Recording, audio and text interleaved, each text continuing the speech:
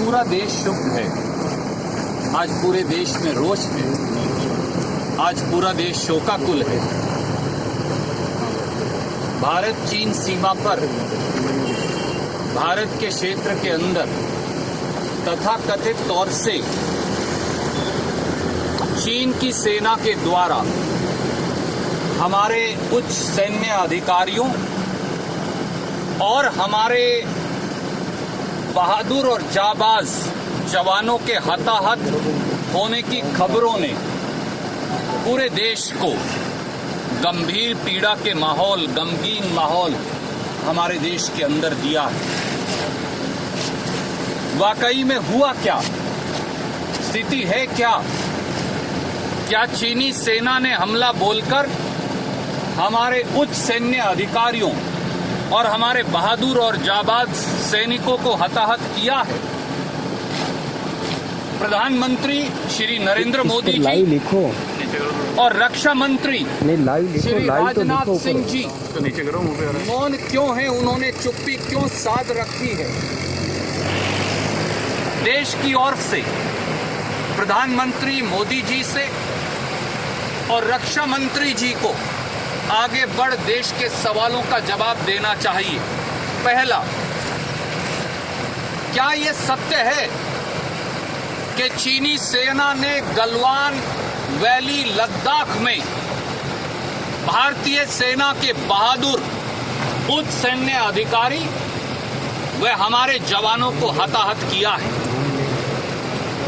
क्या ये सही है कि भारतीय सेना के अधिकारी और जवान कई गंभीर रूप से घायल हैं?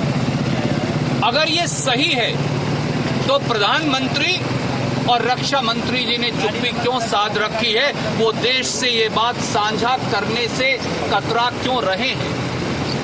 दूसरी बात, अप्रैल और मई 2020 से लगातार ये खबरें आ रही हैं कि लद्दाख में 3 जगह, पेंगोंग सो लेक इलाके में, गलवान वैली में और हॉट स्प्रिंग्स में चीन ने भारतीय सीमा पर, हमारी धरती पर कब्जा कर लिया है। परंतु प्रधानमंत्री जी और रक्षा मंत्री जी ने लगातार इस मामले पर सार्वजनिक तौर से बोलने से इनकार कर दिया।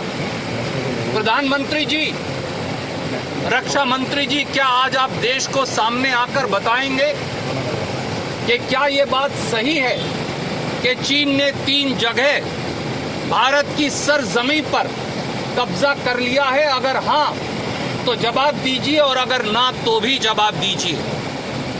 तीसरी बात, तथाकथित तरीके से अगर ये वाकया कल रात को हुआ जिसमें हमारे सैनिक वीर गति को प्राप्त हुए, तो इस मामले को कल रात से आज 12:52 दोपहर तक सार्वजनिक क्यों नहीं किया गया?